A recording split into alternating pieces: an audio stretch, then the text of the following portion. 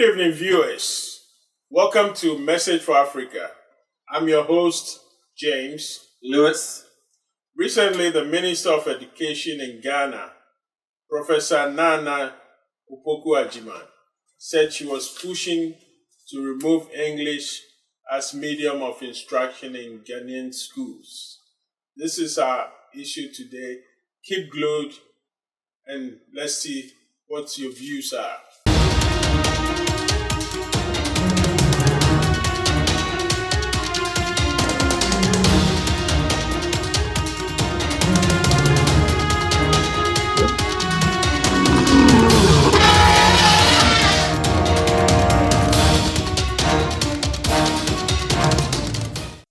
Okay, so we'll dive right in with a quotation or a direct quotation from the professor. She said, in order for Africa to end poverty, it must focus on quality, relevant education delivered in the right medium. In the right medium. Okay, tell me. If, let's say, the professor is able to get this agenda pushed through in Parliament, and Parliament votes to allow this to go on, is it even feasible to change English language as the medium of education in Ghana? I think it will be a very difficult matter because which generation of students are you going to use for this change? When are you going to start this change? How long is it going to take you? I don't think it will take, she's expecting this to take a lifetime to be able to do this. Right, but you're thinking it will take a lifetime to try and change this, which class are you going to take? Is it the primary school? Is it going to be starting with the high schools? Where are you going to begin this from? It'll take you a lifetime even to debate that area. That's what you're thinking. Right. Exactly. That's what you're thinking. And it was stated also that this has not been done over the years because of lack of political will. Right. And it sounds so naive to me because even if you had the political will, what is the cost involved? Right. I mean, you got to put in all these factors. I mean, you're an economist, so you think, of course, when you're thinking of things this huge, something this large to go ahead, you're thinking of the cost, right? Right. And Ghana is not a rich country. We need money, right? We need money in education. Right. So now we're going to use all the money we need in education to go ahead and try to change the English language. Exactly. And I'm thinking, Louis, how beneficial can this be to us? You got me there. I don't see the benefit to this. I mean, she stated in her debate, or not a debate, but in her discussions that this will help Ghana develop. How? You beat me. I don't know how. I don't know how it'll help Ghana develop. But let's probably stick to the matter of feasibility for a little bit longer. Right. Okay. So we've talked about the cost of it. We've gone about time wise. Okay, what about the social issue? How about what language are we going to pick? Is it going to be Twi, Ewe? What language? This is going to be a very difficult matter. But again, the professor herself was the dean of Cape Coast University. Right. And for instance, if people took different languages, like she's proposing, that it will be regionally based. When they come to the university, what language is going to instruct them in? When they move from one university to the other, what language would it be? So let's say all this ethnic squabbles that will happen has already gone through. Let's say we're able to get over the hurdle of people fighting on which language should be. Right. Or let's say if everybody agrees to teach in their own zone, then you're right. Right. If we get to the universities, what happens? What then? What language do we teach in? Yes. So it's first of all not feasible. It's not. We both agree that it is not feasible, and I bet the audience will agree with us. Just hearing what just a little bit that we've thrown out, we haven't gone through the list of things that could be discussed Exactly. on just the feasibility alone. Exactly. Right. And now we can come back to the point that you raised earlier. Right. The benefit one. Yes. Right. There is absolutely no benefit. If you ask me, I do not see anything beneficial. Okay. The Chinese, right? The Chinese have the largest ethnic group of language speakers, right? Right. There are 2 billion of them, or a little bit closer to 2 billion of Chinese. They learn English. Right. You know what I mean? They learn English because they know the benefit of English. Right. You know what I mean? They know the benefit of English. They know that the Chinese are aware that if they're going to do trade in any country on this planet, they need English. Russians don't do business in Russia. They do business in Russian. They do business in English. Exactly. The world is full by English. You know what I mean? Yeah, exactly. I mean, it was stated in the forum that Koreans use their language. That's why they develop so fast. Right. And I've lived in Korea. I did research in Korea. Okay. I also heard people talk about examples. When they give examples, they give examples from Singapore, Malaysia. Right. But all these countries use English as a Right. medium of instruction yes. in their countries. Yes. They've accepted that everywhere you go, English language is so important to the process. Right. You know what I mean? Everywhere you go on this entire planet. So unless somebody is going to think of changing the dynamic of the entire planet, I mean, or to recolonize. Right. I don't get it. You know what I mean? I don't get it. So I mean, tell me, what are the true consequences if Ghana goes ahead and changes this, the English language to any other language? We've already hit on some of them, but we can extend that a little bit further. I'm thinking. I know this will spark ethnic wars. It will spark civil wars. There will not be even a government to be a government in the country, because then everybody will say, "Hey, I'm going to form my own government." There'll be right. Every region, ethnic divide. That would be a consequence of that would be ethnic divide. Exactly. It's not like there isn't already slight tension. We've been lucky. I mean, let's say Ghana's been lucky and does not have this ethnic squabbles. But this will draw distinctions. Yes. Right? I have to go to school in my hometown so I can understand the language. Yes. And then if you're in your hometown, now you feel glued to your hometown to where now you want to vote for only the person in your hometown. Exactly. So, yes. So Kwame Nkrumah, I believe, had it right from the get-go. Right. Let's officialize English as the Ghanaian language. Right. For schools, teach everybody. Right. Okay. So teach everybody. So that's a consequence. Ethnic divide is going to be a consequence. Right. Ethnic divide is going to be a consequence. The other consequence, I believe, we're going to have kids that are going to grow up and not be able to trade with the rest of the world. Exactly. Right. I mean, it's obvious. They're going to grow up, they're not going to be able to trade with the rest of the world. Okay. I see that push by Africans, and, I think it's coming from other superpowers like China and Russia to go against the West. So it's a more populist thing to say. Right. I believe she's just pandering, like we were discussing before the show. Right. That we think she was pandering to a more populist idea of going against the West. Right. The AU put Mugabe in charge. Right. Okay, a man that the West despises for being a dictator and a bully of his own people. That has, his country's economy is one of the lowest. 80% of his country don't have jobs, and you put a failure in charge. Right. It's seen as going against the West. And it's a populist thing to do in Africa now. You know what I mean? Exactly. Call on the capitalists. Do this. Things that. So I think that's what we're discussing earlier before coming on the show. It's happening. I believe she is. Going. So what do you think Ghana really needs to end poverty in the country? Right. So if you're asking me, I think she had an opportunity. Right. I believe at this forum the World Bank was there. Right. I believe at this forum the African Development Bank was there.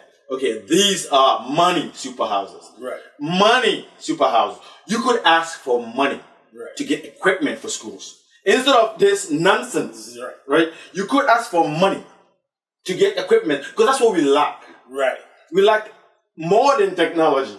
Right. Computers are not up to date. For even if you have any, if you're lucky to have any in schools. All right. Exactly. So she could ask for money to start these initiatives that will allow us to get better equipment for schools. Okay. I believe teachers need to be trained. Yeah. I mean, you agree? Yeah, I agree. Teachers need to be trained, and they don't need to be trained only in Ghana because we're not developed. Right. They need to be sent to places that are developed. If you're teaching me business, right, and you don't know business, you don't own a business that is big, your country is not developed. Right. You know what I mean? Exactly. I'm not going to take that from you. I mean, you are the economist. You can, I know. I mean. So, I believe things that can help the country develop is, one, emphasizing education. But then if you emphasize education, you got to train your teachers very well, like you've just said. Mm-hmm. And then these trained teachers will have to teach the students things that are relevant to the economy. Exactly. You know. Exactly. So it's probably one of the good points. It's not the language they're being taught, and it's not like the kids don't understand English. No. They do understand English. Right. We're speaking English. We grew up in Ghana. You're right. I mean, I'm speaking English. You're speaking English. Exactly. So it's not the language. It's not the language. I mean, we might not be the best English speakers, but we can communicate in English. Exactly. So it's not the language. It's what they're teaching. Right. You know what I mean? It's what they're teaching.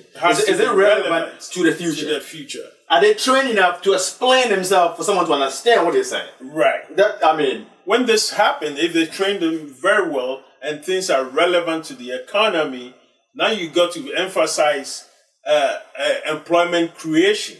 And employment creation is not just by government; it should be private sector led. Exactly. Those are the government should support the private sector. Private sector. And the small businesses around should be encouraged. They should not be allowed to keep dwindling down the drain. You know, they don't ever grow from the little start point to any, because there's no forums to teach them anything. Right. You know what I mean? There's no government program to explain to them what business means. Yeah. So they know that if they wake up and put a little basin on the head, put some oranges in, they'll make some money just to survive for the day. Yeah. But how about expanding that into a store? Right. How about expanding the store into a chain of stores? Right. How do you go about all that? Yes. Where do they get the education from? Right. It's going to cost them money. Exactly. Which she could have asked the African Development Bank, the World Bank, help us. Yes. Help us get these training programs in place instead of trying to change the language. Exactly. I heard people were applauding to this. Yeah, I mean, people are applauding to this. I don't see how that could work for anybody. You know, because if you create jobs and employment, people will have good salaries and wages, and that will better their lives. They will have savings that could lead to better investments. Right, exactly. You know? Exactly. Yeah. Investment is a big thing. It's one of the biggest things. Yeah. Right? One of the biggest things, I should say. Right. Right? We need foreign investors. Right. Who understand what they've already developed in their countries. Right. You know what I mean? To come and invest. Right. If you can't speak English when they come, what language are you going to speak to them? You're going to speak P, Ewe, Dagbani. It doesn't work. What are you going to speak to them? You need a unified language to speak to foreign investors when they get there. Okay. Exactly. Let's say we change it to a language that we study in school. Right now, we study 9 Ghanaian languages in school, right? And we can hardly write them. Right? I learned Twi. I can hardly write it. Right. If you're not used to using the language, it's hard to write it. It's hard to even. I can only speak it because we speak it at home.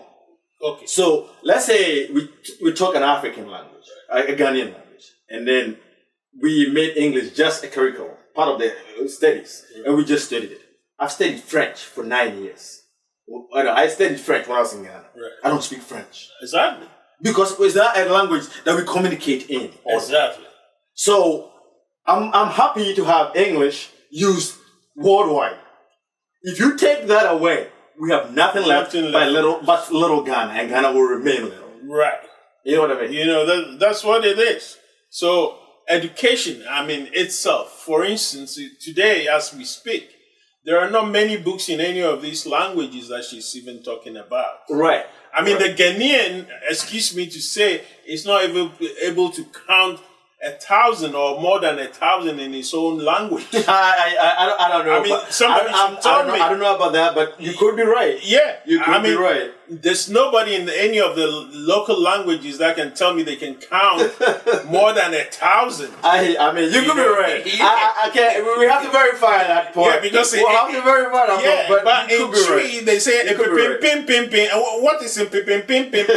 I mean, so you're saying over 1,000? Because our pim is 1,000. Yeah. We're So saying now over 1,000. So how many overs are you going to be saying before somebody will understand you? Right, and then you can think of the other consequences. But I mean, we let's know the consequences. Right. All these modern gadgets are in English language. Most of them. They, you have to. So your whatever language you're teaching it's going to be full of the foreign language. Right. Still. Yeah, exactly. You know what I mean? Because you don't have words in all these foreign language. So foreign words. let's try and nail down. Yes. What we really need. Right. Yeah. So we said first we need equipment in schools. Right. Right. We need training of teachers. Right. Right. We need training of teachers in schools. Right. So 1, equipment.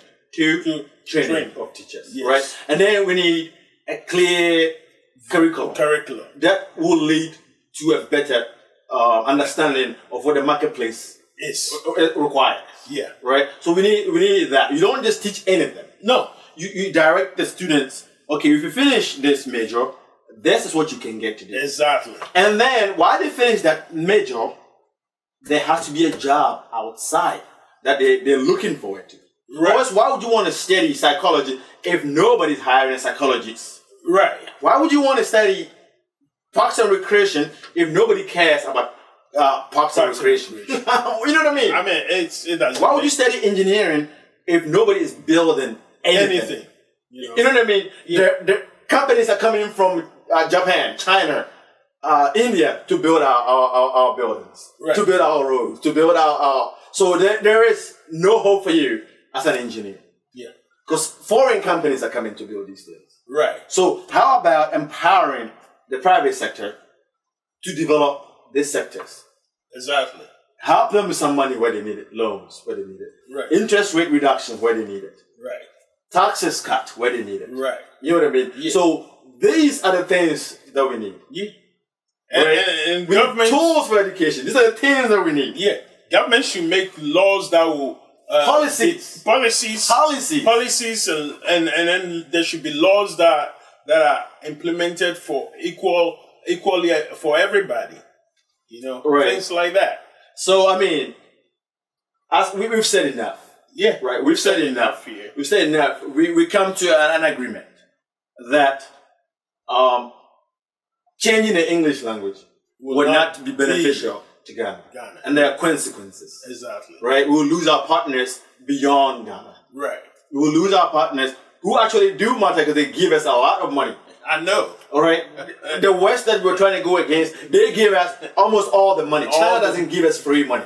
No. They want to build you something that they're going to charge you for. You know what I mean? They take from Africa. I'm sorry to be saying that. Right? Yes. But they take from Africa. These people that we're trying to go against are the people helping us. So we need the language that they speak. Right. So that we can communicate with them. You know what I mean? Yeah.